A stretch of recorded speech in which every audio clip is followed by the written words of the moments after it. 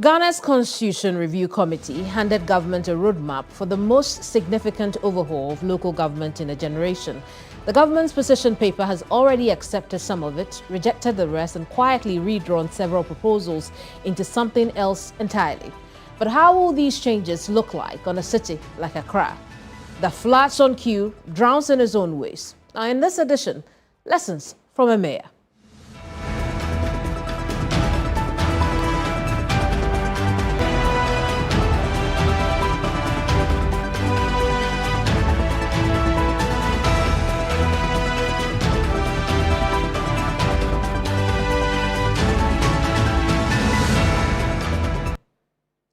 I am Kemeni Amano, and this is Hot Issues. Today, I sit down with someone with a rare vantage point on all of this. He's a sitting member of parliament who also ran the capital not once, but twice. My next guest is two-time mayor of Accra and member of parliament for Ablekuma South, Dr. Alfred Okoe Vanderpuije.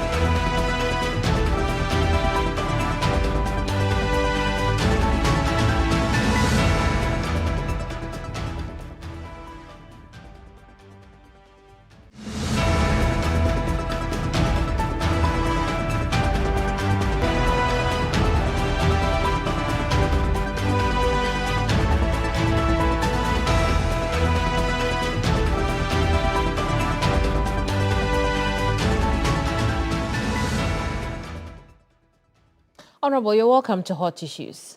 Thank you. Happy to be here. I'm glad that you made it to our studios. I want us to start off with the changes that have been proposed for the local government or governance of this country. The first one being the election of all DCEs. You have occupied the position of Chief Executive of Metropolitan Assembly, Accra, that is, before, twice. What does this do to the assemblies? Thank you for the opportunity to be here with you today. And let me greet your viewers, and particularly those who might be watching from the constituency of Ablekuma South. You know, local governance is a very important part of our structure of building our nation. And the development of our country is very important at the grassroots, which is what we call local governance. Mm-hmm. And the days of appointments to that level, I think, should be a thing of the past. Why am I saying that? The fundamentals of our election of elected officers mm-hmm. must start at the grassroots. We should let the people have a say in who leads them at the grassroots. Mm. Because if the people have a say in electing who leads them, then they are part of the development of the locality. Right. It's very, very important. Mm-hmm. The days when we imposed somebody appointed by the president on the people, and then they become stand-byers. Oh, this person has been brought to us by the president. Mm-hmm. So we'll see. Okay, now we say, look, because we've been electing our presidents, and we say that development of our nation starts at the grassroots. Now let's get the people involved. Let the people be part of the process in choosing who they want to lead them. Mm. But from your experience, will this work in every district, or there are certain districts that are not ready for election of their DCEs or MCEs? Well, I think that this subject has been on the table for a long time. Mm.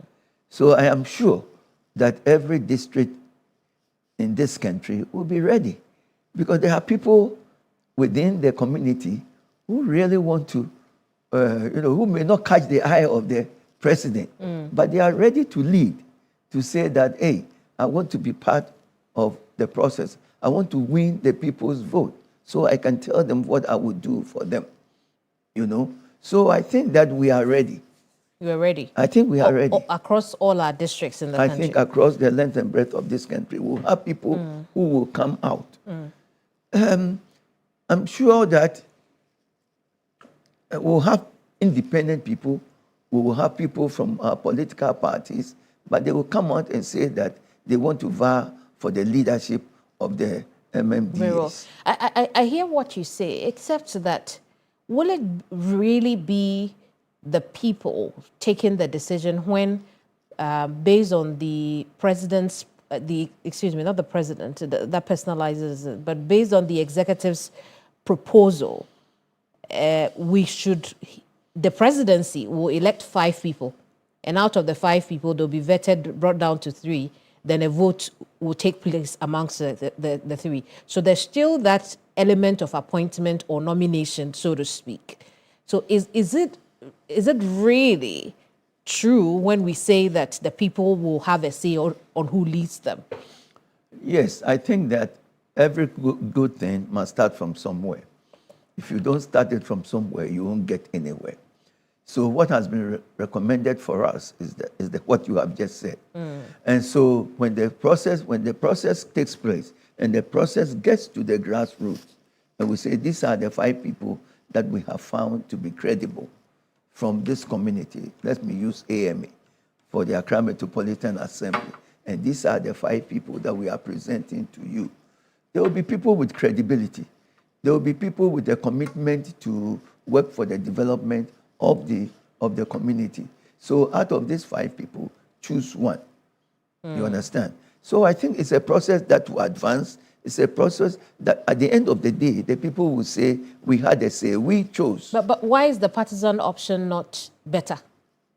In that it wouldn't now, the executive will no longer have control over who is nominated. That control is curtailed. Well, I think we should eliminate the word control, because the executive is bringing the 5 people, and they said, these are your 5 people. They are from your community. They are from your jurisdiction. So you choose. The choice is yours. You choose. Maybe one day we will get to a place where people will go and say, I'm vying for it. So then we will choose from them. But for now, we say what has been recommended is that the executive will select 5 people, 5 credible people who they have vetted, pruned, and everything. Bring them to the constituency, bring them to the district. And they say, these are your 5 people. Vote for them. But I think the important thing here is that the decision would be made by the people.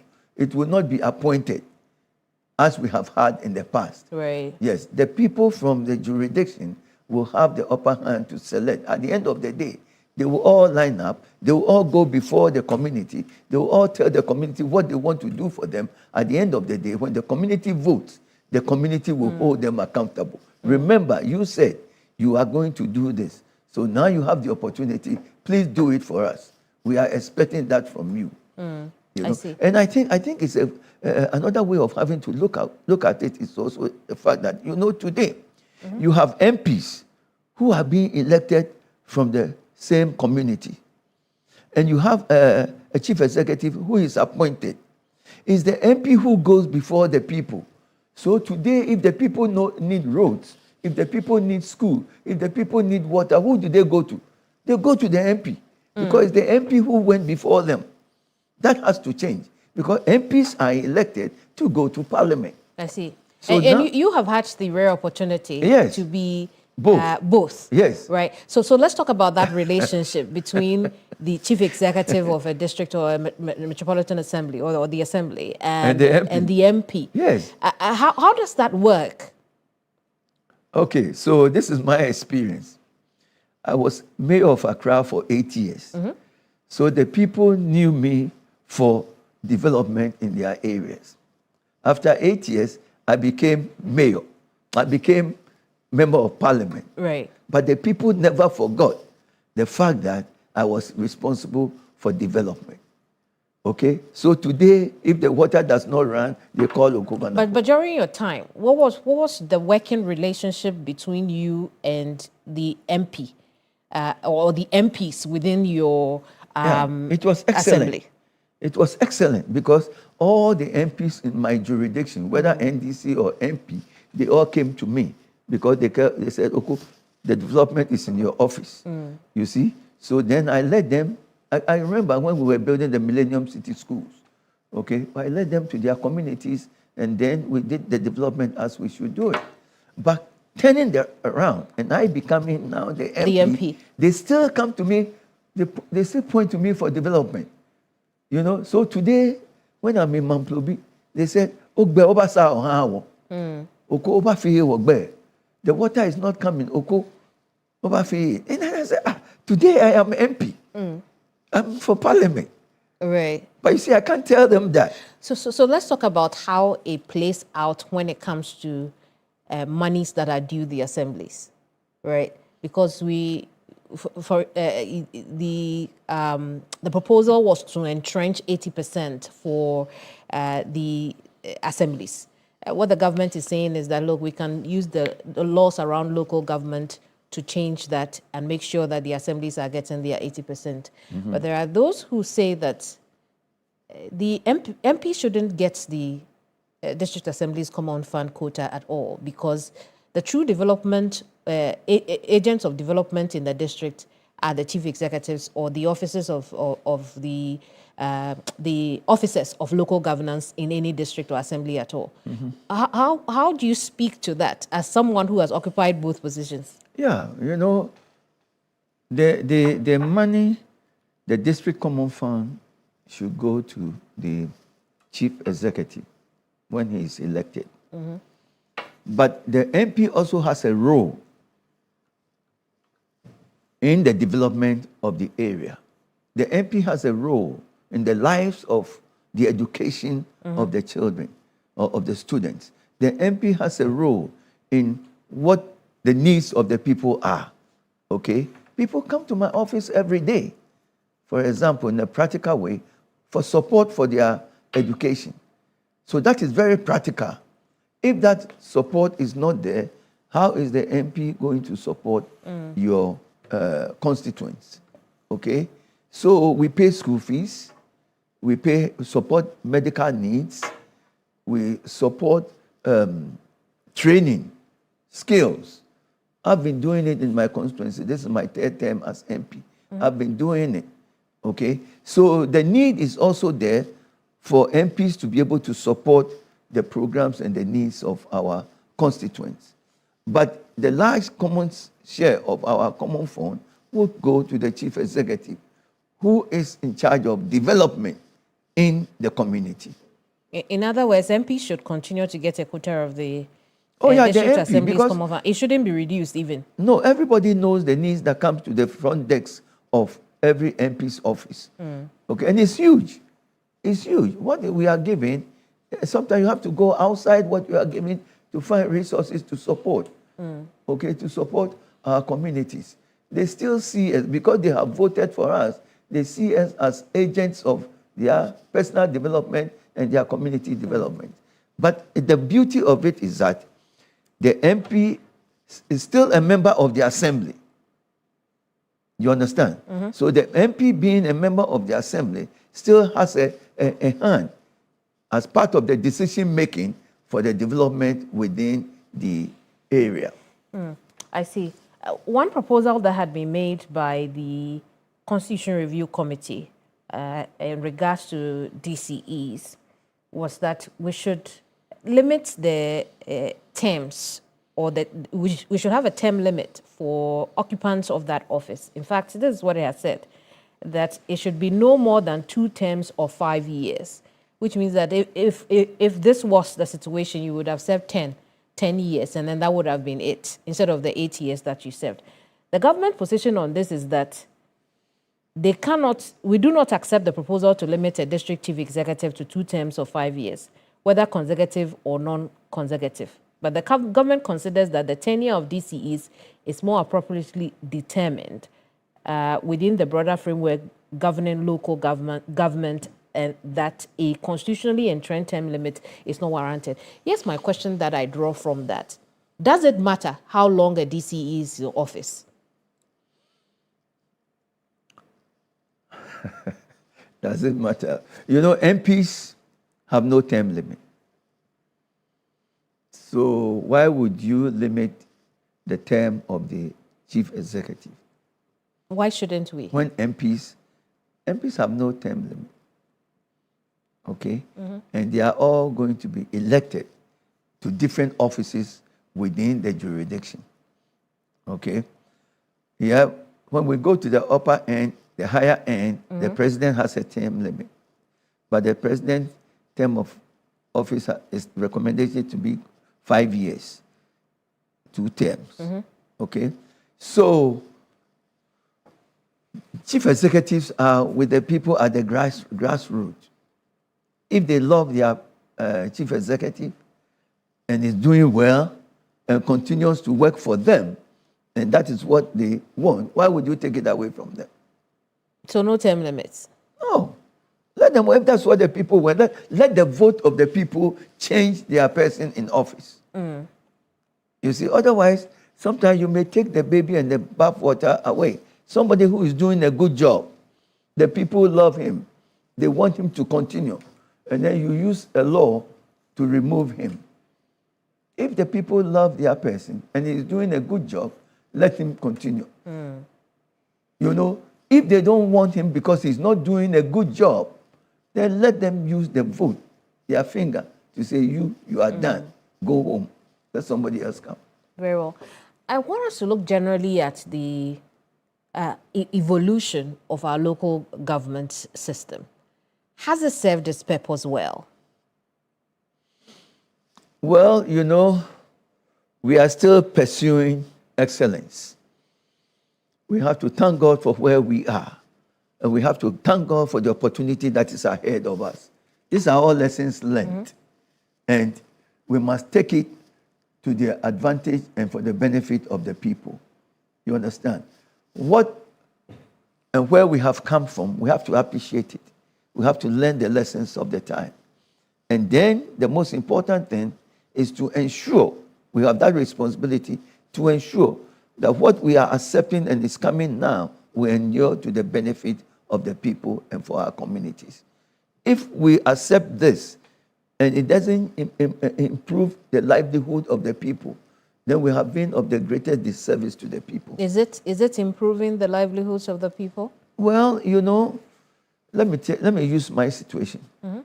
When I was chief executive, I ended the shift system in Accra. And if you knew the shift system in Accra, then you would appreciate ending the shift system, constructing Millennium City schools at the grassroots level, and opening doors of opportunity for our children to get better education. It has improved the livelihood of our people. It has endured to their benefit. And across the length and breadth of this country, other chief executives have done some wonderful things within their jurisdictions. Okay? So it has come very far. We have worked with it, but today we are calling for reforms, which is important. The time has come now to give the power to the people, for them to choose their leaders and hold them responsible. It is a good thing. And let's move forward with it. Right. When we look at the reforms that have been accepted by the government, and even those that were proposed by the CRC, from your experience, what is it that we are missing that if we had, could actually transform local governance in the country? I wish they had recommended that it should be open election. The executive branch of government should not have a hand in it. I wish we were going all out to say that just like we go in, we vote for the MPs and we vote for the president, let it be same. Let the people make their choice and let the people vote for their choices. However, what we have coming is better than what we have had in the past, where government is all out choosing one person to come and represent them, and the struggle that we go through. So today, all of that will be eliminated. The people will have a free hand now to elect their person from the five. It's better than what we have had in the past. So there are better days ahead. What about control? I know you don't like the word control, but what about control? And, I'm looking at control in two ways: administrative control, but also fiscal control in terms of your money. Is that okay? Is that enough as we speak for the assemblies? Or are the assemblies struggling, particularly when it comes to funding? In fact, let me share my opinion with you on that. Because if you go back and read my opinion on these things when I was mayor of Accra, I think I put on the table that assemblies must be given free hand to operate. Assemblies must be given the autonomy to do what they need to do for their jurisdiction. For example, AMA with all what we have within our, and remember, let me change my thoughts on that, because when I was chief executive of AMA, it was bigger than the AMA of today. Right. So then at that time, we have so much with which we can do so much for Accra Metropolitan Assembly. Today it's been divided into so many, okay? But I'm thinking that the assemblies, the district assemblies, must give in the autonomy to be on their own. to be strong, to be able to run their jurisdictions. What does giving autonomy look like? The giving autonomy, today the AMA and all district assemblies depend on the common fund. If you don't give them the common fund, and they must collect their rates, property rates and all that, to have the money to run their districts. And they are not able to do it. They are not able, they are not in the position to do that. Look at the needs of AMA of Accra. Look at the needs of AMA. Flooding, the challenges, our markets, congestion in the city. The AMA today does not have the money to really take up its challenges. But give them the autonomy that AMA, find your resources. Yep. If you need to borrow money and pay and do the development of the people. And let's have oversight to monitor them. But let them be masters of their own ship. You know, the attitude, you know, and I must recognize that the common fund has increased. That is good. And it's being implemented. But I would look forward to the day when we will say that AMA, TMA, whatever, now you are on your own. We are holding you responsible. Borrow the money that you need. Use the resources in your jurisdiction to do what you need within your jurisdiction. Look, and let me use the flooding again. We need major drains that need to be constructed in Accra. Right. We need major development of our roads. AMA cannot continue to go to government, to central government for these things. But let's give them the challenge. Let's let them know that you are on your own. Find the money, do what you are, collect the taxes and pay for it. And hold them responsible. And I believe that our jurisdictions will be better. Let's trust them. Now, if the people are going to vote for their leadership, let the leadership get their bag and go out and seek for their resources to come and develop. We'll be far better than what we are. I believe so. Do you think that could apply to all the districts across the country, or perhaps we may just not the big be ones? we may not be able to start with all the districts. Sure. But we can look at, for example, the Greater Accra districts. We can look at the districts within Kumasi. We can look at the districts within Cape Coast. Because before, hitherto, when I was chief executive, it used to be Accra, Tema, Kumasi, Tamale, and Sekendi Takrady, 5. But as I said, today we've divided them all into small areas. But we can still put them together and say, with you together, you are a bigger jurisdiction. Look at your jurisdiction. Take what is the resources in your jurisdiction. Find the money that you want. Find investors to come and partner you and let them develop your jurisdiction so that we will stop going to government for support all the time. I see. You know? And the assemblies are capable of doing that. The assemblies can do that. And let's believe in our people. Let's believe in the mandate that we are giving the elected officials. You know, together with the assembly members. You know, we must believe in that. What we need to do is to have the structures in place for checks and balances. But we must believe in the leadership that we elect and give them the support to say we are holding you responsible. And I'm glad you brought out the issue of checks and balances, because the questions as to whether or not the assemblies are able to not take care of themselves, but if they are able to check themselves. Because even with the current mandate that they hold, we've seen some assemblies do horribly in handling their mandate. Well, and so checks and balances, what should we look out for? You know, when it becomes more political, like the president appoints somebody, and that person is in position, and that person needs to be fired, would we be able to fire that person? You know, it's not easy. But now the people are electing. You are accountable to the people. Every year you have to renew your mandate, whenever the time comes. What would you show for what you have done, for which you will go back to the people to say, give me another chance. Look at what I've done. I will continue and I will finish. You understand? So I think that we should let that process be viable and work. And I believe we can do it, like it's happening in other jurisdictions.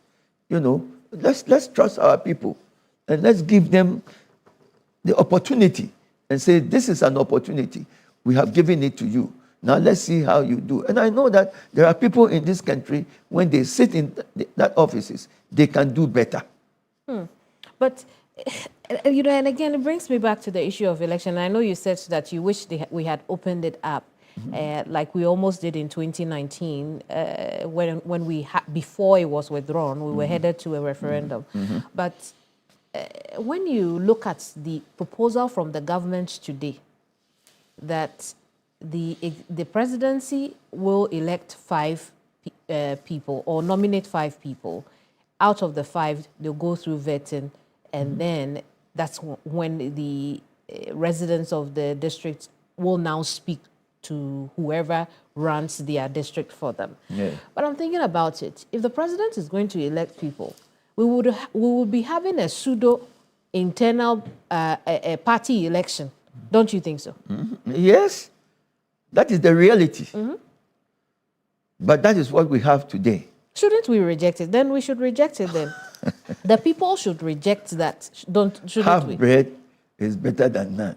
Well, but if the half bread will get moldy fast, then we shouldn't take it at all. So we have to reject what the presidency has proposed, shouldn't we? No, I think, I know that people have sat down and looked at it. Trusted people of this country. We are more than the people. They could be wrong. So if they are wrong, we should reject it. Yes, no, but what they have given us, let's try it. What they have given us. And then let's do it in hopes that we will make it better tomorrow. That's what we have today. Let us accept it, you know, and work with it. But let us accept it. You see, the point here is that, more importantly, is the trust, the confidence that the people, the 5 people who will be given to us, whoever is elected. Because at the end of the day, you will know that, hey, my people who elected me are watching me. If I don't perform, how can I go back to them the next time? Well, we don't know. There's no clarity as to when there will be a vote of confidence or otherwise in whoever wins the election.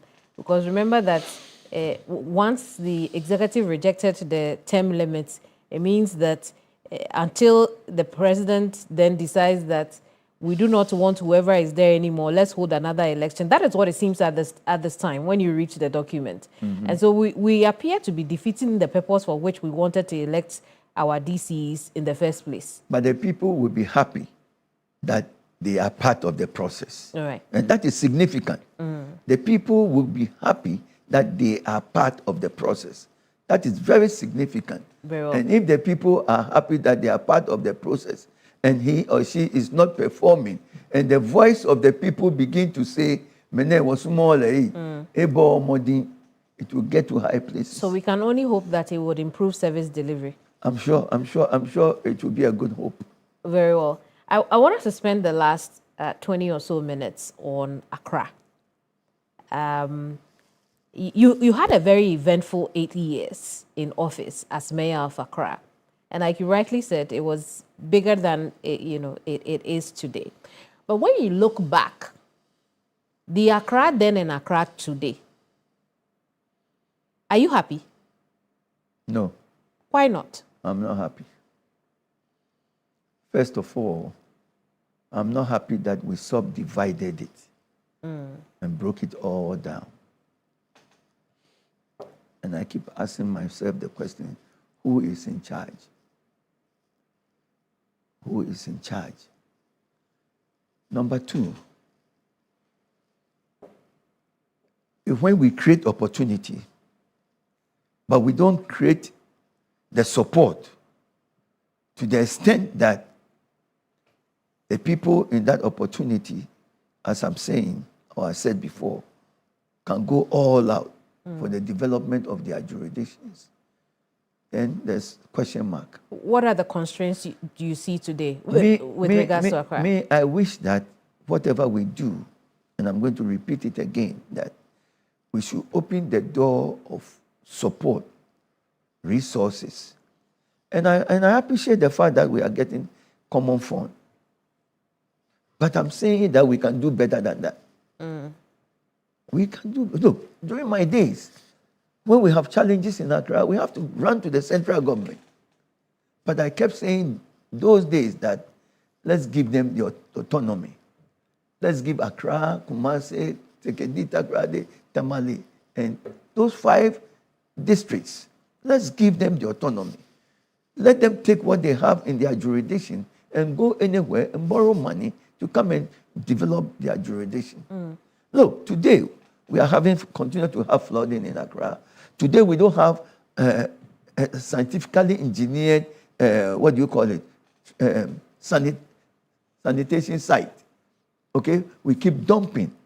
And our MCs of today do not have the way out to do differently. Okay? It takes resources. It takes resources to do that. But Accra, today, Accra should be able to go anywhere, find the money to come and develop Accra. Is Accra any cleaner than you left it? Now, I should ask you, not me. I should ask you. You know the work that you put in. I should ask you. You saw what I did. All the decongestion. You saw what I did. And you are still in Accra. You were very... I have to ask you. You were very infamous. Don't put me in trouble. I'm asking you. Is Accra any cleaner? You are in Accra. Answer that for me. Me, I worked. But you were behind me. So you saw everything that I did. But you've been away for a while now. You've been away since 2016 as mayor of as MP for Ablekuma South. Yes. And so when you look back at the Accra you worked so hard for, is it any cleaner? I'm asking you. You don't think Accra is clean, do you? I haven't said that. I said I did 8 years. You were monitoring. You saw everything that I did in Accra, and you know what is happening today. So you must be in a good position to... Why do you think we haven't been able to keep Accra clean? I haven't said that. You are implying that. But the question remains valid. Why do you think we haven't been able to keep Accra clean? I have said what I think should be done in our local governance so that we'll have the resources. As for the authority, we have it. Yeah. But authority without resources is limited. And seriously, I'm saying that we should not expect our people only with the common fund that we give them to be able to develop our jurisdictions. We can do better than that. And I wish we would do it. And if we would do that, then we can hold our chief executives responsible to say that why are we still sitting around these challenges? Why are we sitting around these challenges? Why are we sitting over the years and we keep facing the same thing over and over again? So as mayor, while you were in the office, your biggest challenge was resource. It's always been. I see. It's always been resources.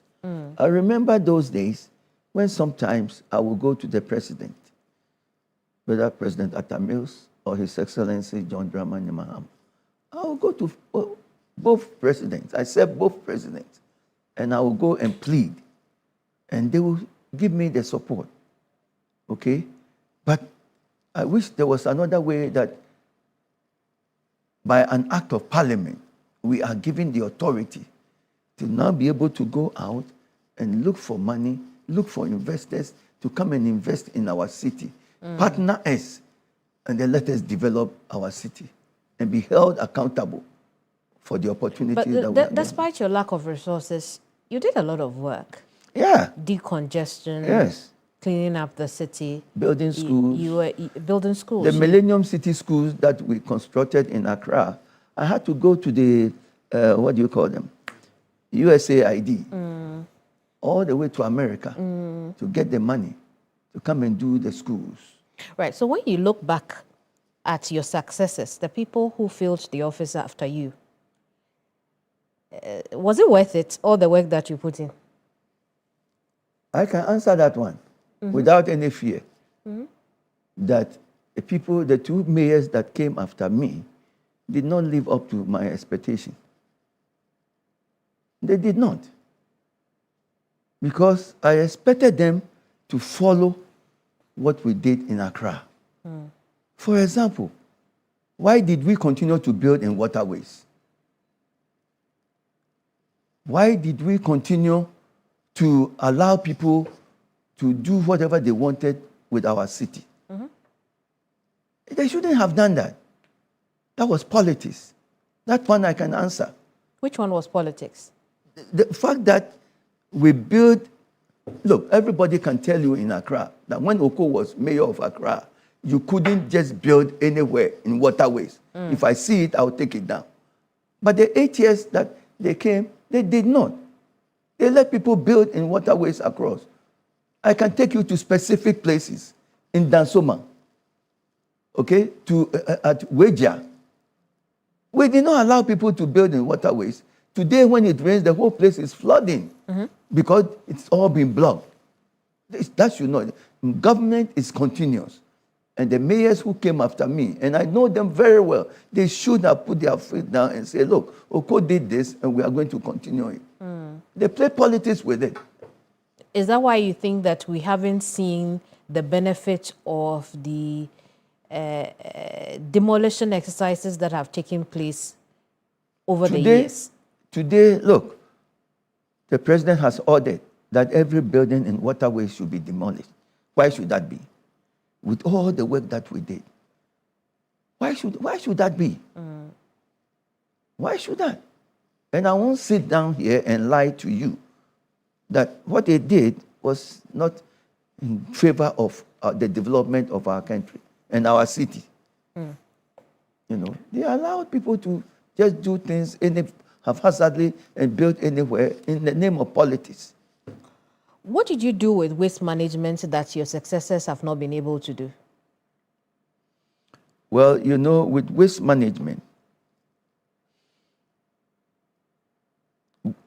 first, we registered all companies who wanted to collect waste in Accra. We gave them contract. And then we allow Zoom Lion, for example, to bring in their boboyas. And then we developed the transfer stations. Until this flooding, all the transfer stations were closed. Why? Why? We developed the transfer stations so that boboyas will collect the refuse and bring them to the transfer stations. And then the waste management companies will cut them and take them to the final destination. That process has been truncated. Okay? So now you have the aboboyas collecting waste from the people's homes and then dumping them anywhere and anyhow, with the assemblies sitting down and looking on. Why? I remember when we brought these aboboyas and their operators together, we gave them strict instructions. You can't dump anywhere. You have to dump at the transfer stations. So why were the transfer stations closed down? I see. Do you know why? I don't know. Why were they closed down? I don't know. But during my jurisdiction, during my period, we did not. We operated the transfer stations. But even at that time, we always knew that we didn't have enough waste space for our waste as a city. Yes. So when I was in office, we developed a plan so that we will build scientifically engineered transfer stations, waste management centers. Not just that, we also developed a plan with which we will construct the drains in Accra, because most of them are age-old drainage systems. They have outlived their time, so that we will reconstruct them. Then our roads. Okay, we looked at all this package, and we put together what we call the Conti project.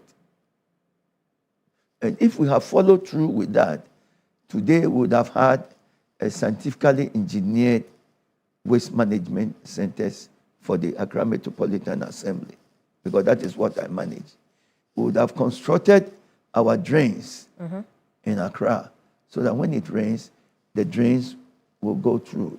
The dredging of the Kole, the Odo, and all that. These were all packages that we put together to move us from the era of what we've been doing to a better era. So then there was a continuity problem as well. Yes. But since then, there have been different attempts to try and fix the problem that you have identified, the drains, the waste management, and all that. Garrett comes to mind as one of those efforts to try and do this. Why do you think we haven't benefited from Garrett till now? Besides the money issues. Because we haven't done a comprehensive approach. A comprehensive approach will mean that we are not doing one thing at another time and do something else at another time. Okay? A comprehensive approach, we would have taken care of the drainage system, we would have taken care of the refuse collection and removal and final disposal. We would have taken care of the roads that we need, that would have gone to the places that we need to go to. So we need to take care of these things comprehensively together. Okay, so let's look at the system that we have today. Now you have AMA of that type, which is now divided into several units. Right. So who is going to lead it? Who is going to do it? Is it the small AMA that we have today? Is it the Kole Clotte that we have it today? You still need, this is the time that you really need the coordinating council to really sit up and bring them all together under the leadership of the minister and say, for this, our jurisdiction, this is what we are going to do. What was it like working with the other stakeholders in that? During your time, was there an established working relationship? Because based on what we hear, when it comes to the city of Accra, there appears to be a very fractional and also very, very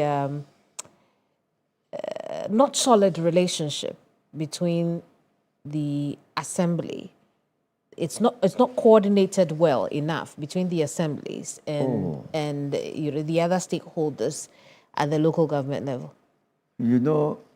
During my time, the 8 years that I served as mayor of Accra, I had excellent relationship with all my stakeholders, be it from the region to Accra and my neighboring assemblies.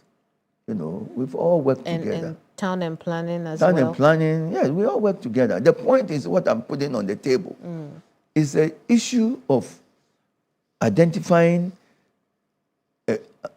a resource that will match what we need to do. Because what we need to do... Haven't we poured enough resource into the city? We've poured a lot of money into the city. How have we poured it? I mean, after June 3, what happened? We poured so much money. Like Before what? June 3. Like what? Did like we not? What? Did we not pour money in after June 3 when we decided to dredge, we decided to decongest, we decided to demolish? No. All of that is money we have poured. No, those are not comprehensive approach. They are not? They are patching. We are patching. Okay? When we will go to central government and seek money to maybe move our refuse, okay, when it is beyond the ability of the AMA, we will go to central government, and they will help us. Because how many trucks did AMA have? AMA itself. So we have to fall on the AMA, what do you call it, Zoom Lion. Right. And then they will bring us, they will assemble all of us and give us one or two. May I want us to tackle a few things just before we run out of time. When I asked you about your successors, you referred to 8 years. Within that period, we had Michael Ajesowa and Elizabeth Saki as mayors of Accra. Yes. You left out your third in succession. No, Michael. You said the ones who came right after me. No, I didn't say right. I said those who have come after you. Yes. You left Michael Kpakpo-Alote out. You left him out because he's a member of your party? No. Okay. No. I didn't leave him out because he's a member of my party. But Elizabeth Ajesua, Honorable Ajesua, and Elizabeth Saki, they came right after me. And when they came right after me, I expected them that they will continue what I have done. But I don't think they did. And that's what I'm saying. That's what I'm referring to. If they had continued what I did, because we constructed the Millennium City Schools. Yeah, but to be did fair, they continue? To be fair, Michael is also third in succession since you left office. Yes. Michael has been in office for what? 1 year? And what do you think? He has been in office for 1 year. So let's see. If he doesn't work well, I will say it. Okay. Let's leave that and go on to more important issues, right? I mentioned June 3rd earlier. It's one of the high points in your career as mayor for many reasons. Yeah. Why do you think that's the case? Because something happened that caused all of us to look back. And when the president called me and said, Okoe, what shall we do after this? I gave him a plan. And that is, I said, a comprehensive approach to answering all these solutions. We took it to Parliament. Parliament passed it. But then we went to the IMF. So we couldn't have the money to do what we needed to do. 500 million. Would have prevented what we saw this year. Yes. Yes. 500 million would have prevented, would have built the waste disposal site, scientifically engineered waste disposal. You see, when we blame people for waking up and dumping in our drains, the question is, what alternative really have we given them? Okay? And until we stand up as a country and we give the people the alternative, because we create waste every day. And if we don't do what we have to do as government and give the facility, people will find a way. But you remember at the time, you were blamed for incompetence. And in fact, the opposition party during that period had asked for your resignation. I mean, not knowing you were even planning to leave to go and become an MP. But let's talk about that period. Did you feel incompetent during that time? Because then, the argument was that if things were properly put in place, then we wouldn't have had the twin disasters of June 3rd, 2015.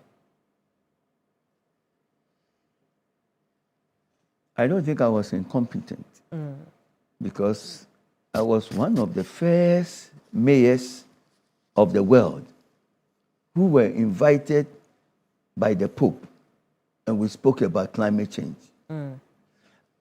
After that, I was one of the first mayors of the world who were invited to Paris, and we signed the climate change accord, compact. Okay? So when I returned to my city, I said, we need to do something. And so I put together a comprehensive approach. We addressed the issue of waste management.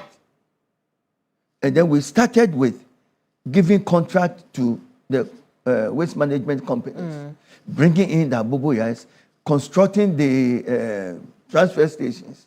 Those were all steps in the right direction, leading to a comprehensive order of the day. So that in future it would have led to, if we got the $500 million, it would have got to the point where we will build a waste management site, scientifically engineered waste management site. We would have reconstructed the major drains of Accra. We would have deeply dredged the Koli, the Odo, put all this together in one approach. Okay? So here's the, as we wind down, for the victims and survivors of the incident that took place on June 3rd, 11 years ago, Do you think that they've had justice? I don't know what you are asking about justice. Right. June 3rd came upon all of us. Okay? It came upon all of us. That day, I had just ended the International Conference of Mayors.